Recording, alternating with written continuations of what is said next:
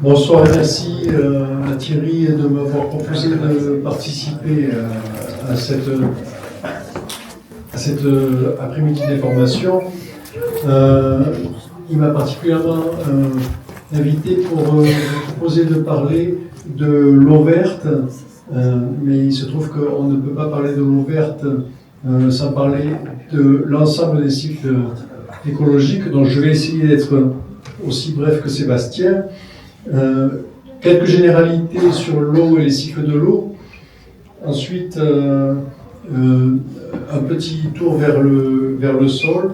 Ensuite, je vous présenterai ce que propose l'association Résurgence, que j'ai le plaisir d'animer, et sur les différents types d'aménagements possibles proposés par cette association. Alors, en ce qui concerne les cycles de l'eau, il faut savoir qu'il y a plusieurs cycles. Tout le monde connaît le cycle classique qu'on a tous vu dans les manuels scolaires, c'est-à-dire que vous avez l'eau qui s'évapore sur les océans, le vent qui souffle vers les continents, il pleut, ça ruisselle ou ça s'infiltre, et ça retourne vers les océans, et à partir de là, on a un cycle. Et ce n'est pas le seul cycle qui existe, il y a plusieurs cycles, il y a un petit cycle qui existe aussi et qui est celui qui concerne l'eau verte. Parce qu'il faut savoir que sans l'eau verte, en fait l'eau verte c'est tout ce qu'il y a dans la biomasse et dans les sols. Sans l'eau verte, il n'y aurait pas d'eau bleue.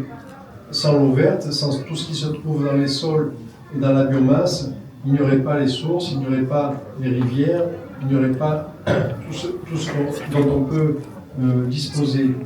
Donc, ce petit cycle de l'eau, il vient du fait que la matière organique, les végétaux, font qu'il y a une évapotranspiration qui permet de produire de la vapeur d'eau qui se retrouve dans l'atmosphère, et après, cette vapeur d'eau se condense et il pleut.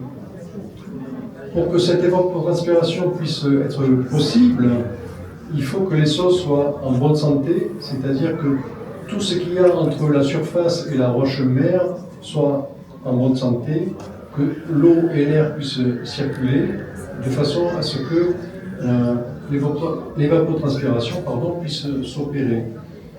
Mais il se trouve qu'actuellement, ce n'est plus le cas.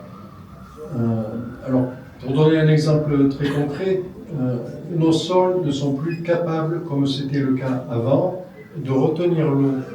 Et je vais plutôt me rapprocher de la particularité de la Corse. À l'origine, la plupart des surfaces possibles cultivables étaient cultivées en terrasse. Donc si vous voulez prendre un exemple très simple, vous mettez deux ardoises côte à côte à peu près à 45 degrés. Sur une, vous mettez une série d'éponges. Sur l'autre, vous ne mettez rien. Et vous versez un verre d'eau sur chacune des surfaces et vous comprenez très facilement que c'est l'éponge qui va retenir le plus d'eau.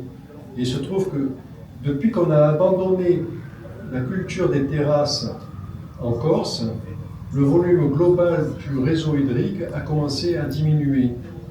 C'est pour ça qu'au niveau de notre association Résurgence, on s'est intéressé à ce problème, à savoir que pour faire en sorte que le volume d'eau ne diminue plus, on propose de réhabiliter toutes les surfaces là où c'est possible pour que cette eau puisse percoler, être répartie et réalimenter les aquifères, les nappes phréatiques, de façon à ce qu'on ait suffisamment d'eau.